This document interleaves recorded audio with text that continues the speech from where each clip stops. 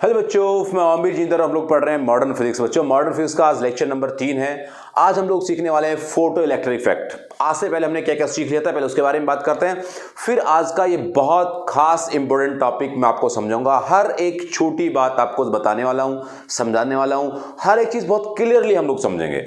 तो मैं बता दूं हमने क्या क्या पढ़ लिया था। हम लोग अब तक पढ़ा था कि किस तरह से किसी भी मेटल प्लेट पर तब एक फोटोन आके टकराता है तो उससे इलेक्ट्रॉन एमिट होते हैं, और जो इलेक्ट्रॉन एमिट होते हैं उसके लिए हमने पढ़ा था वर्क फंक्शन कि एक पर्टिकुलर एनर्जी, एक बेसिकली मिनिमम वर्क और मिनिमम एनर्जी, जिस एनर्जी को हम मेटल को देते हैं तो वो मेटल इलेक्ट्रॉन बाहर निकाल देता है। That is work function. Electron emission के डिफरेंट मेथड से वो हमने स्टडी किए। आज हम सीखेंगे कि किस तरह से साइंटिस्ट ने ये बताया कि जो वेव ऑप्टिक्स है, जो वेव नेचर है लाइट का, वो एग्जिस्ट नहीं करता, यानी कि वो इस इफेक्ट को, इस फोटो इलेक्ट्रिक इफेक्ट को प्रूव नहीं कर सकता। उसके अलावा एक नई थ्योरी आई कि पार्टिकल नेचर लाइट के पास होता है और उस पार्टिकल का नाम होता है फोटोन। और जब वो फोटोन आके इंसिडेंट होता है किसी भी मेटल सरफेस पर तो उसे इलेक्ट्रॉन निकल के आते हैं, और वो इलेक्ट्रॉन जो निकल के आते हैं हम लोग देख तो नहीं सकते इलेक्ट्रॉन को, तो उन इलेक्ट्रॉन से बनने वाले करंट को हमने फील किया, और उस करंट से यानी कि उस इफेक्ट से बेसिकली हम लोग क्या कहने लगे कि फोटोन यानी कि फोटोन से आने वाली एनर्जी, फोटो इलेक्ट्रिक इफेक्ट, उसको हमने फोटो इलेक्ट्रिक बोल दिया। अब ये क्या है, कैसे कहानी स्टार्ट हुई, वो पूरी डिटेल हम लोग सीखने वाले हैं। तो आइए स्टार्ट करते हैं। बिल्कुल सब चीजें मैंने यहां पर पहले से बना रखी हैं ताकि हमारा टाइम खराब ना हो। हम लोग एज इट इज ये सारी बातें बनाने में बहुत टाइम लग जाता है, इसलिए मैंने सब चीजें डायग्राम इसके बना के रेडी रखे हैं। मैं आपको डिटेल में एक्सप्लेन कर देता हूं। देखिए क्या है, सबसे पहले हमें एक लाइट सोर्स चाहिए। उस लाइट सोर्स के बारे में इंफॉर्मेशन गिवन है कि उसकी इंटेंसिटी आई है और उसकी फ्रीक्वेंसी म्यू है। एक ऐसा लाइट का सोर्स यहां पे रखा हुआ है, एस लाइट का सोर्स है मान लीजिए वो, ठीक है भाई। अब उस एस लाइट के सोर्स से इंटेंसिटी आई और फ्रीक्वेंसी म्यू की एक लाइट यहां से इंसिडेंट होती है। हमने एक ऐसा ग्लास चैम्बर बनाया हुआ है। उस ग्लास चैम्बर में हमने ये एक एमीटर प्लेट यानी कि बेसिकली कैथोड, और यहां पर हमने कलेक्टर प्लेट यानी कि एनोड रखी हुई है। इनके बीच में एक गैप है, एक सेपरेशन है, और यहां पर ये जो सोर्स रखा हुआ है, उस सोर्स और इस कैथोड यानी कि एमिटर प्लेट के बीच में भी एक गैप है। अब हमने यहां पर इसमें जो करंट फ्लो होगा उस करंट को मेजरमेंट करने के लिए एमीटर का सेटलमेंट किया हुआ है। बहुत थोड़ा सा करंट होगा इसलिए हमने क्या रखा वहां पे, अपना माइक्रो एम्पियर रखा हुआ है। अब उसके अलावा यहां पर हमने एक पोटेंशियल डिवाइडर रखा हुआ है। पोटेंशियल डिवाइडर से मतलब मेरा ये है कि अगर हम इस प्लेट को पॉजिटिवली चार्ज करना चाहे तो हम यहां से कर सकते हैं, इस प्लेट को नेगेटिवली चार्ज करना चाहे तो हम यहां से कर सकते हैं। इसके अलावा वो कितना पोटेंशियल हमने उसमें दिया, उस पोटेंशियल को देखने के लिए हमने यहां पर एक वोल्टमीटर लगाया हुआ है। अब यहां से प्यारे बच्चों, तब इस ग्लास ट्यूब में कोई भी कुछ भी फालतू चीज नहीं थी, वैक्यूम था। उस टाइम पर हमने यहां पर इस कैथोड पर एक लाइट यानी कि एक बल्ब, बेसिकली लाइट भी क्या बोलूंगा मैं, एक बल्ब हमने वहां से ऑन किया। और तब मैं इंटेंसिटी की बात करता हूं तो मैं बल्ब की पावर की बात कर रहा हूं। मैं यहां पर लिख देता हूं कॉर्नर में, ध्यान से समझ लेना इस बात को। तब भी मैं बात करूंगा पावर ऑफ बल्ब कि 40 वॉट का है, तो तुम समझ जाना इंटेंसिटी की बात हो रही है। और तब भी मैं बात करूंगा कलर ऑफ बल्ब, तो तुम लोग समझ जाना कि मैं किसकी बात कर रहा हूं, फ्रीक्वेंसी की बात कर रहा हूं। कलर की बात करूंगा तो मैं फ्रीक्वेंसी की बात कर रहा हूं, पावर की बात करूंगा तो मैं इंटेंसिटी की बात कर रहा हूं। तो मैंने यहां पर फ्रीक्वेंसी को फिक्स रखा। भाई फ्रीक्वेंसी जितनी है यानी कि कलर जो है बल्ब का वो फिक्स्ड है। फॉर एग्जाम्पल मैंने यहां पर ब्लू कलर का बल्ब रखा, राइट, ब्लू कलर का बल्ब यहां पे रखा हुआ है। सबसे पहले मैंने वो 20 वॉट का रखा, 20 वॉट का। अब आप तो समझ गए क्या है कि 20 वॉट का बल्ब मतलब एक इंटेंसिटी आई, उसका कलर ब्लू, इसका मतलब उसकी फ्रीक्वेंसी म्यू। तब वहां से मैंने लाइट का ऑन किया, इधर से ये लाइट आने स्टार्ट हुई, यहां पे आके इंसिडेंट हुई, इसे टकराई, यानी कि फोटोन उस लाइट से आए और वो फोटोन इससे आके टकराए। तब वो फोटोन इससे आके टकराया और उन फोटोन के पास उसके इस बेसिकली इस मेटल प्लेट के, इस एमिटर प्लेट के वर्क फंक्शन से ज्यादा एनर्जी है। तो यहां से फोटोन एमिट होना, फोटोन टकराने से इलेक्ट्रॉन एमिट होना स्टार्ट होंगे, और वो इलेक्ट्रॉन यहां से चलना स्टार्ट होके इस तरफ वो इलेक्ट्रॉन जाएंगे। तब वो इलेक्ट्रॉन यहां पे जाएंगे तो हमारे यहां पे एमिटर जो रखा है, एमिटर की सुई हिलेगी, तो हम क्या कहेंगे, हाँ, यहां से भेजी हुई लाइट ने इस प्लेट से टकरा करके इलेक्ट्रॉन एमिट किए हैं, तभी तो ये सर्किट कंप्लीट हुआ है। और ये सर्किट अगर कंप्लीट हुआ है, जिसका मतलब क्या हुआ, इसका मतलब ये हुआ कि यहां से इलेक्ट्रॉन निकलने स्टार्ट हुए हैं। यानी कि जो हम कहानी बता रहे थे कि फोटोन आके टकराते हैं, वो एनर्जी देते हैं प्लेट को, और उस एनर्जी से इलेक्ट्रॉन, उस एनर्जी को इलेक्ट्रॉन निकल के चलना स्टार्ट करते हैं, और वो यहां पर हुआ, हमने देखा। अब हमने क्या किया कि इसकी इंटेंसिटी को बढ़ाया बच्चों। यहां पर पहले मैंने 20 वोल्ट का बल्ब लगाया था, अब मैंने उस 20 वोल्ट के बल्ब की जगह पर 40 वोल्ट का बल्ब लगाया। अब जैसे मैंने यहां पे 40 वोल्ट का बल्ब लगाया, तो फॉर एग्जांपल समझने के लिए, अगर मैं 20 वोल्ट का बल्ब लगाता हूं तो मान लीजिए 20 इलेक्ट्रॉन यहां से निकल के चले, तब मैं यहां पे 40 वोल्ट का लगा देता हूं तो यहां से 40 इलेक्ट्रॉन निकल के चले, तब मैं वहां पे 60 वोल्ट का बल्ब लगाता हूं तो यहां से 60 इलेक्ट्रॉन निकल के चले। यानी कि जैसे जैसे मैं इंटेंसिटी बढ़ा रहा हूं वैसे वैसे ये करंट बढ़ रहा है। यानी कि इंटेंसिटी और करंट का रिलेशन क्या है, डायरेक्ट रिलेशन है। जितनी हम इंटेंसिटी बढ़ाएंगे उतना ही करंट बढ़ेगा। तो यहां पर एक कर्व बना दिया गया, एक ग्राफ बना दिया गया, किसके बीच में, इंटेंसिटी और करंट के बीच में। फॉर एग्जाम्पल आपको ये दिखाई दे रहा होगा यहां पर कि इनमें से एक एक्सिस इंटेंसिटी के बारे में बताता है जिसको मैंने I लिखा है, एक एक्सिस करंट के बारे में बताता है जिसको मैंने A लिखा हुआ है, A लिखा है। ऑलराइट, यहां से जितनी इंटेंसिटी बढ़ाओगे उतना करंट बढ़ेगा, जितनी इंटेंसिटी बढ़ाओगे उतना करंट बढ़ेगा। एक स्ट्रेट लाइन ग्राफ आ गया। That is the intensity for current graph. मुझे ऐसा कहना चाहिए, अगर मान लीजिए मैं इसको इंटेंसिटी कहता हूं और इसको मैं फोटो इलेक्ट्रिक करंट PEC कह देता हूं। अब हमें कोई सिस्टम मिला कि उसको I बोले या क्या बोले, तो फोटो इलेक्ट्रिक करंट और इंटेंसिटी का डायरेक्ट रिलेशन है।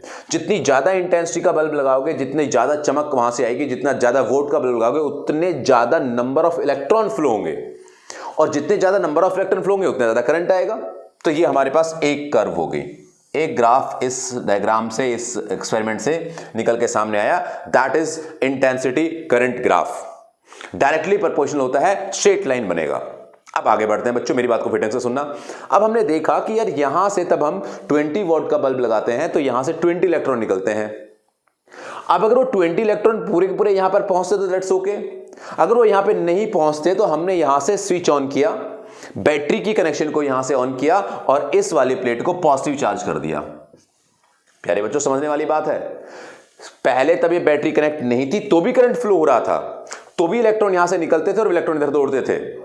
लेकिन जैसे ही हमने यहां पर इस स्विच को ऑन किया, स्विच ऑन करते इसको पॉजिटिव किया, तो क्या हुआ, नंबर ऑफ इलेक्ट्रॉन निकलने ज्यादा स्टार्ट हुए। निकलने से मेरा मतलब है कि नंबर ऑफ इलेक्ट्रॉन यहां से इधर चलने ज्यादा स्टार्ट हुए। भाई इसने मान लीजिए 20 इलेक्ट्रॉन निकाले, अब उस 20 में से हो सकता है 10 इलेक्ट्रॉन तो अपने आप चल के उस प्लेट तक चले गए, लेकिन 10 के पास उतनी एनर्जी नहीं है कि वो चल के यहां तक चले जाएं, बस इतनी एनर्जी थी कि वो यहां से निकल के बाहर आ गए। अब सबकी एनर्जी अलग अलग क्यों है? सबकी एनर्जी अलग अलग इसलिए क्योंकि कोई तो इस प्लेट के बहुत अंदर एग्जिस्ट करता था, कोई बिल्कुल कॉर्नर पे एग्जिस्ट करता था।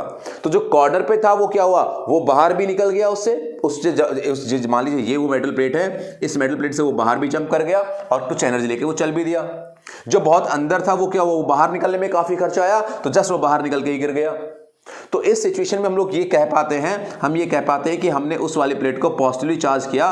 तो अगर हमने उस प्लेट को पॉजिटिवली चार्ज किया तो यहां पे बढ़ने वाला यानी कि मिलने वाला करंट बढ़ गया।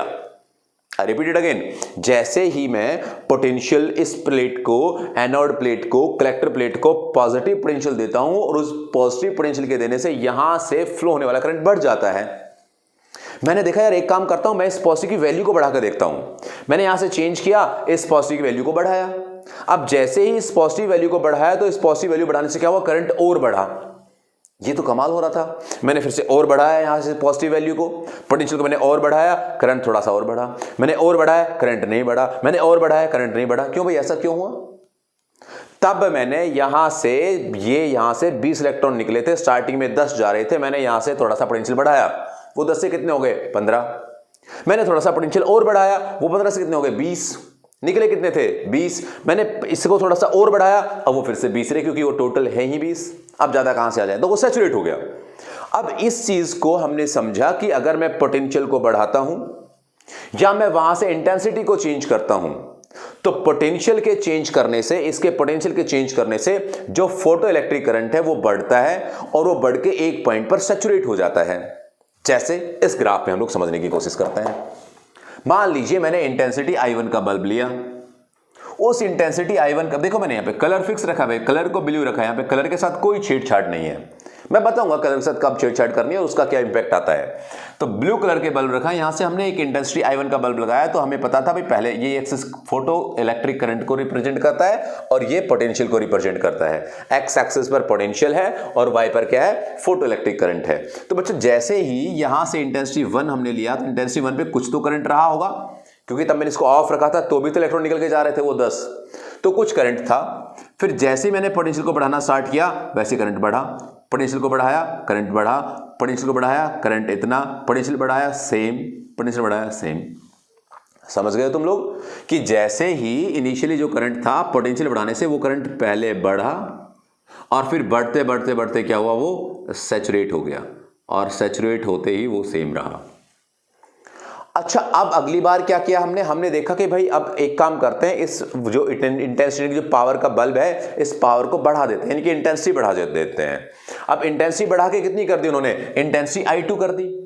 तो क्या हुआ भाई, करंट ऑफ कोर्स ज्यादा मिला। क्यों ज्यादा मिला, क्योंकि जितनी इंटेंसिटी यानी कि जितने यहां से फोटोन आएंगे, इंटेंसिटी बढ़ाने का मतलब नंबर ऑफ फोटोन बढ़ाना, और एक फोटोन इसके एक इलेक्ट्रॉन के साथ इंटरेक्ट होता है, तो यहां से आने वाला हर एक फोटोन इसके इलेक्ट्रॉन के साथ इंटरेक्ट होकर इलेक्ट्रॉन को बाहर निकाल देगा। अब यहां से जैसे ही मैंने इसकी पावर बढ़ाई 20 वोल्ट से बढ़ा के 40 वोल्ट किया, यानी कि मैंने यहां पे इंटेंसिटी बढ़ाई, तो इंटेंसिटी बढ़ाने से क्या हुआ, नंबर ऑफ आने वाले फोटोन बढ़े। अब नंबर ऑफ फोटोन बढ़े तो उन्होंने क्या किया, नंबर ऑफ इलेक्ट्रॉन बढ़ा दिए। अब यहां से जैसे ही मैं इंटेंसिटी बढ़ाता हूं तो ये इलेक्ट्रॉन बढ़े, यानी कि अपना करंट बढ़ा।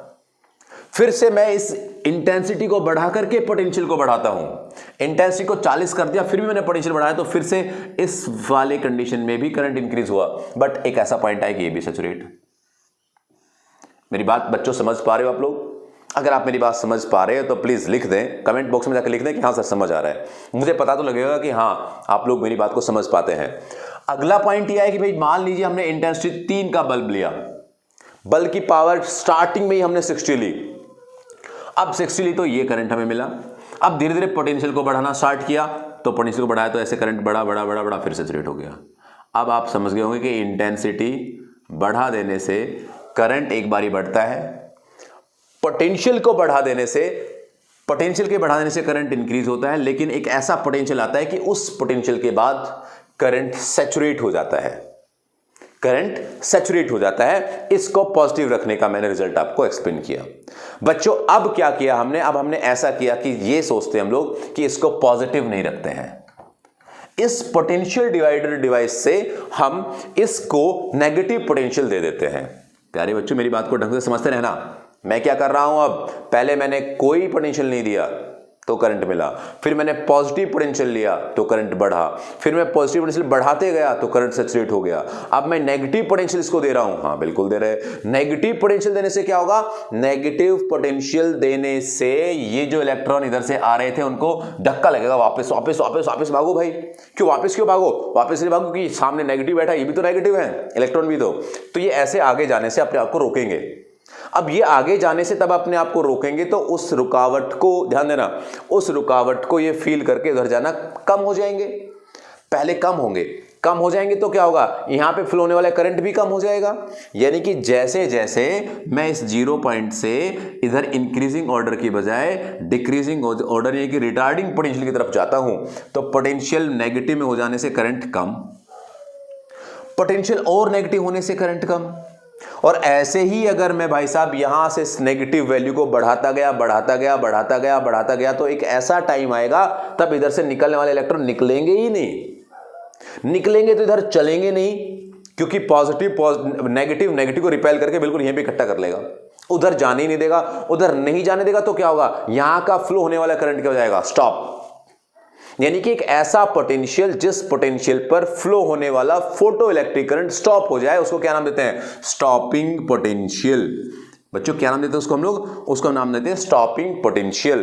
तो स्टॉपिंग पोटेंशियल की डेफिनेशन क्या आई, स्टॉपिंग पोटेंशियल की डेफिनेशन आई कि एक ऐसा पोटेंशियल जिस पर करंट स्टॉप हो जाए। कमाल की बात है भाई, हमने इंटेंसिटी I1 के लिए यही काम किया और यहां पे आके वो स्टॉप हो गए। यानी कि यहां पे आके करंट क्या हो गया, करंट घटते देखो 0 हो गया। चलिए मामूली सी बात थी, हमने इसको कर ली, कोई दिक्कत नहीं। अब हमने क्या देखा, अब हमने इस नेगेटिव को ही रखा और इंटेंसिटी I2 का एग्जांपल लिया। इंटेंसिटी I2 का एग्जांपल लिया तो हमने देखा भाई I2 इंटेंसिटी में नंबर ऑफ फोटोन ज्यादा है, नंबर ऑफ फोटोन ज्यादा है तो एक फोटोन एक इलेक्ट्रॉन के साथ इंटरेक्ट होता है तो यहां पे फ्लो होने वाले नंबर इलेक्ट्रॉन भी ज्यादा होंगे। हमने किया कि भाई यहां पे नेगेटिव होने पोटेंशियल स्टार्ट किया, उस पोटेंशियल को धीरे धीरे धीरे धीरे हमने बढ़ाना स्टार्ट किया नेगेटिव वैल्यू में। नेगेटिव वैल्यू में जैसे पोटेंशियल को बढ़ाना स्टार्ट किया तो करंट कम होना स्टार्ट हुआ, करंट कम होना स्टार्ट हुआ, करंट कम होता रहा। एक पॉइंट ऐसा आया जो पिछली बार यानी कि इंटेंसिटी I1 के टाइम पर जो पोटेंशियल था, जिस पोटेंशियल पर करंट स्टॉप हुआ था, एग्जैक्ट उसी पोटेंशियल पर फिर से करंट स्टॉप हो गया। अब आप कहेंगे नहीं नहीं नहीं नहीं नहीं, नहीं रुक जाइए, इंटेंसिटी पिछली वाली I1 थी, ये इंटेंसिटी से बड़ी है, I2 इंटेंसिटी है, तो I2 इंटेंसिटी के केस में नंबर ऑफ फोटोन यहां से ज्यादा आए हैं, नंबर ऑफ इलेक्ट्रॉन इधर से निकल के ज्यादा गए हैं। तो आप कैसे कह सकते हो कि उसी नेगेटिव वैल्यू पर, जिस नेगेटिव वैल्यू ने I1 को जीरो कर दिया था, I1 के पोटेंशियल को यानी कि I1 इंटेंसिटी के पोटेंशियल को, I1 इंटेंसिटी के करंट को जीरो कर दिया था, उसी सेम पोटेंशियल पर I2 इंटेंसिटी का करंट भी जीरो कैसे हो सकता है? भाई नंबर ऑफ इलेक्ट्रॉन तो ज्यादा है। तो आंसर है हाँ, बिल्कुल आप सही सोच रहे हैं, लेकिन तब भी इधर से नेगेटिव पोटेंशियल प्रोवाइड किया जाएगा तो वो नेगेटिव पोटेंशियल इलेक्ट्रॉन को धक्का मार के रोक देता है, चाहे वो उधर से 1 आ रहा हो, 10 आ रहे हो, 10,000 आ रहे हो, क्योंकि जो इलेक्ट्रॉन उधर से आ रहा है उसकी एनर्जी तो फिक्स है, उसकी एनर्जी ना थोड़ी ना बदल गई है। भाई इधर पे एक नेगेटिव चार्ज रखा हुआ है, उधर से बहुत सारे नेगेटिव चार्ज आ रहे हैं, तो एक उस नेगेटिव चार्ज को इस नेगेटिव चार्ज से मतलब है, दूसरे नेगेटिव चार्ज को इससे मतलब है, बाकी से कोई मतलब नहीं है। यानी कि चार्ज पर लगने वाले फोर्स क्या होते हैं? Independent to each other charge. दूसरे चार्ज से लगने वाले फोर्स के वो इंडिपेंडेंट होता है। जैसे मान लीजिए मैं आपसे 2,000 रुपए मांगता हूं, अब कोई आपका दोस्त आपसे 5,000 रुपए मांगता है, तो वो मांगता रहे, मैं अपने दोस्त थोड़ी ना छोड़ सकता हूं। तो वहां से जो 50 इलेक्ट्रॉन आ रहे थे, एक इलेक्ट्रॉन ने देखा कि ये नेगेटिव है, मुझे इससे देख के रुकना है, दूसरे ने सोचा हाँ ये नेगेटिव है, मुझे इसको देख के रुकना है। तो चाहे 1 आ रहे हो 50 आ रहे हो, एनर्जी रुकने की अगर उसके पास 5 फोर्स है तो यहां से 5 हम लगाएंगे तो वो 10 के 10 रुक जाएंगे। नहीं समझ आया? फिर से देखते हैं। भाई मान लीजिए आपकी क्लास बैठी हुई है, पूरी क्लासरूम, आपके जो डीपी है, पीटीआई है, वो पीटीआई वहां पर आए, तुम्हें मालूम है कि तुम 40 बच्चे हो, तो तुम 40 के 40 अगर झगड़ा करना चाहो तो पीटीआई से झगड़ा करके उनको हरा सकते हो, बट तुम सब डरे हुए हो। क्यों? क्योंकि उस अकेले पीटीआई से तुम 40 के 40 बच्चे डरे हुए हो, और अगर तुम 40 के बजाय 400 हो जाओ, पूरा स्कूल हो जाए, तो वो स्कूल भी डरेगा, 400 भी डरेंगे, पीटीआई अकेला एक। अगर वो 4,000 बच्चे भी हो जाए तो पीटीआई अकेला एक, उससे भी डरेंगे। वजह क्या है? क्योंकि इंडिविजुअल का कनेक्शन है, इंडिविजुअल का कनेक्शन है, तो उन सभी बच्चों के लिए वो एक ही पीटीआई काफी है। ऐसा यहां पर है, यहां पर नेगेटिव पोटेंशियल डेवलप हुआ तो इधर से चाहे कितने इलेक्ट्रॉन है, सबको क्या दिखाई दे रहा है? उधर नेगेटिव हम नहीं जाएंगे, अरे उधर नेगेटिव हम नहीं जाएंगे, उधर नेगेटिव हम लोग नहीं जाएंगे। तो इसका मतलब यह हुआ कि इंटेंसिटी I1, I2, I3 कैसी भी रहे, उस इंटेंसिटी से जो भी इलेक्ट्रॉन निकले, उन निकलने वाले इलेक्ट्रॉन की मैक्सिमम एनर्जी सेम है। मैक्सिमम एनर्जी जो है वो केवल इसी पोटेंशियल से, इसी नेगेटिव या इसी स्टॉपिंग पोटेंशियल से रुक जाती है, that is V not is stopping potential. अब बच्चों हमने I3 रखा तो भी स्टॉपिंग पोटेंशियल सेम। आपको समझ आया स्टॉपिंग पोटेंशियल क्यों सेम है?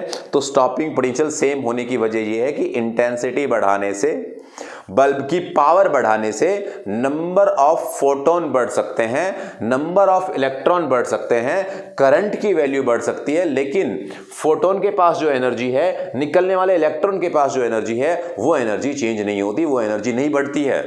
तो इसलिए इंटेंसिटी केवल क्या इफेक्ट करती है? तो इंटेंसिटी केवल और केवल इफेक्ट करते हैं किस बात को? नंबर ऑफ इलेक्ट्रॉन्स को। तो यहां से एक कंक्लूजन निकल के आया कि जो इंटेंसिटी है that increase the electron, intensity increase the number of electron. बच्चों आप मेरी बात समझ पा रहे होंगे, फील कर पा रहे होंगे। अब हमने क्या किया? अब मैं केस को बदल देता हूं। अब हमने ऐसा किया कि इस ब्लू कलर के बल्ब को जो वोट था वो वोट 20 रखा। अब हमने 20 वोट का बल्ब, कितने वोट का रखा? 20 वोट का ही रखा। किस बात को फिक्स कर दिया? इंटेंसिटी को फिक्स कर दिया। क्या चीज बदल के देखेंगे हम लोग? फ्रीक्वेंसी को बदल के देखेंगे। फ्रीक्वेंसी बदलेंगे, ध्यान देना, फ्रीक्वेंसी बदलेंगे तो बल्ब की वैल्यू कभी ब्लू, कभी वो रेड, कभी वो वोयलेट, कभी वो कुछ और, लेकिन पावर कैसी रहेगी उसकी? सेम। अब हमने देखो क्या किया, अब हम लोग एक फ्रीक्वेंसी के चेंज होने वाले ग्राफ से स्टडी करेंगे कि किस तरह के चेंजेस में आते हैं। हमने यहां से 20 वोल्ट बल्ब रखा, तो अब यह बात तो पक्की है कि इलेक्ट्रॉन कितने निकलने वाले हैं, 20, क्योंकि इंटेंसिटी पे क्या डिपेंड करता है, नंबर ऑफ इलेक्ट्रॉन। इंटेंसिटी बढ़ेगी तो नंबर ऑफ इलेक्ट्रॉन बढ़ेंगे, इंटेंसिटी घटेगी तो नंबर ऑफ इलेक्ट्रॉन घटेंगे। इंटेंसिटी का बढ़ना बल्ब की पावर बढ़ना, इंटेंसिटी का घटना बल्ब की पावर घटना। हमने बल्ब की पावर को सेम कर दिया, फिक्स कर दिया, इसका मतलब नंबर ऑफ इलेक्ट्रॉन निकलने वाले फिक्स हो जाएंगे। इलेक्ट्रॉन निकलते हैं तो ये किस बात पर निर्भर करता है कि बल्ब ब्लू कलर का था, बल्ब रेड कलर का था, बल्ब वॉयलेट कलर का था, किस कलर का बल्ब है। अगर आप यहां से फ्रीक्वेंसी को इंक्रीज करते हैं तो फ्रीक्वेंसी के इंक्रीज करने से इस प्लेट से निकलने वाले इलेक्ट्रॉन की एनर्जी चेंज होती है। अगर आप फ्रीक्वेंसी बढ़ाएंगे तो फ्रीक्वेंसी बढ़ाने से एनर्जी बढ़ेगी, और यह आपने केमिस्ट्री में सीखा था कि एनर्जी होती है अकॉर्डिंग टू प्लैंक थ्योरी, ये फ्रीक्वेंसी के डायरेक्टली प्रोपोर्शनल होती है, कि अगर आप फ्रीक्वेंसी बढ़ाएंगे तो आपकी एनर्जी बढ़ेगी। अब यहां से आपने ब्लू कलर का बल्ब रखा तो यहां से निकलने वाले जो इलेक्ट्रॉन थे उनकी संख्या, उनका नंबर सेम रहा, लेकिन उनके पास जो एनर्जी थी वो एनर्जी इंक्रीज हो गई। आपने फ्रीक्वेंसी को और बढ़ाया, वोलेट कर दिया फॉर एग्जांपल, आपने फ्रीक्वेंसी को बढ़ाया तो फ्रीक्वेंसी के बढ़ाने से नंबर सेम रहेगा, लेकिन निकलने वाले इलेक्ट्रॉन की एनर्जी क्या हो जाएगी, फिर बढ़ जाएगी। क्या आप एक अकेला यहां पर पोटेंशियल, स्टॉपिंग पोटेंशियल क्या सेम रहेगा का, नहीं। पहले जो कलर था उसके लिए एक डिफरेंट एनर्जी का इलेक्ट्रॉन सामने से आया तो उसने उधर से 5 वाले फोर्स किया, इधर से 5 लगाया, रोक लिया उनको। जैसी फ्रीक्वेंसी को बढ़ाया गया, फ्रीक्वेंसी बढ़ाने से क्या, उधर से जो इलेक्ट्रॉन आ रहे थे उनकी एनर्जी बढ़ी, 7 हो गई, तो क्या 5 वाला रोक पाएगा उनको, अब नहीं, किधर इतना चाहिए, 7 वाला ही चाहिए। ऐसा ही फिर से नेगेटिव किया तो फिर से क्या, फिर से 7 वाला ही चाहिए। तो फ्रीक्वेंसी चेंज करने से नंबर ऑफ जो चार्ज कैरियर्स हैं वो फिक्स रहते हैं, करंट सैचुरेट रहता है हर किसी फ्रीक्वेंसी के लिए, हर किसी कलर के लिए, क्योंकि इंटेंसिटी सेम है, क्योंकि बल्ब की पावर सेम है, इसलिए हम कहेंगे कि भाई निकलने वाले इलेक्ट्रॉन की संख्या सेम है बट उनकी पावर बदलती जा रही है। इस ग्राफ में रिप्रेजेंट किया हुआ है। ये जो कहानी that is what, that is PEC, photo electric current को रिप्रेजेंट करती है। यहां पर ये जो आपको शायद नहीं दिखाई दे रहा होगा, मुझे ऐसी उम्मीद है, ये वाला पोटेंशियल है V3, ये वाला पोटेंशियल है V2, ये वाला पोटेंशियल है V1। ये तो दिखाई दे रहा होगा ना यार,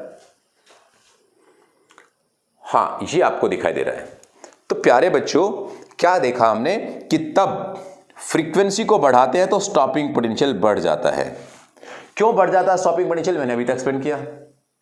और स्टॉपिंग पोटेंशियल बढ़ जाता है तो क्या चेंज हो रहा है, कलर चेंज हो रहा है, इंटेंसिटी चेंज हो रही है क्या, नहीं। तो देखो ये सैचुरेशन पॉइंट सबका क्या है, सेम। तो करंट चेंज नहीं हुआ, केवल कौन चेंज हुआ, स्टॉपिंग पोटेंशियल चेंज हुआ। क्या चीज बदलने से, फ्रीक्वेंसी बदलने से। इसका मतलब इस फोटो इलेक्ट्रिक इफेक्ट का क्या रिजल्ट निकला, रिजल्ट ये निकला कि वेव ऑप्टिक्स वालों ने वेव ऑप्टिक्स में बोला था कि एनर्जी इंटेंसिटी से रिलेटेड है, लेकिन इस एक्सपेरिमेंट में सामने आ गया कि भाई एनर्जी इंटेंसिटी से रिलेटेड नहीं है, इंटेंसिटी तो केवल नंबर ऑफ इलेक्ट्रॉन इंक्रीज कर सकती है।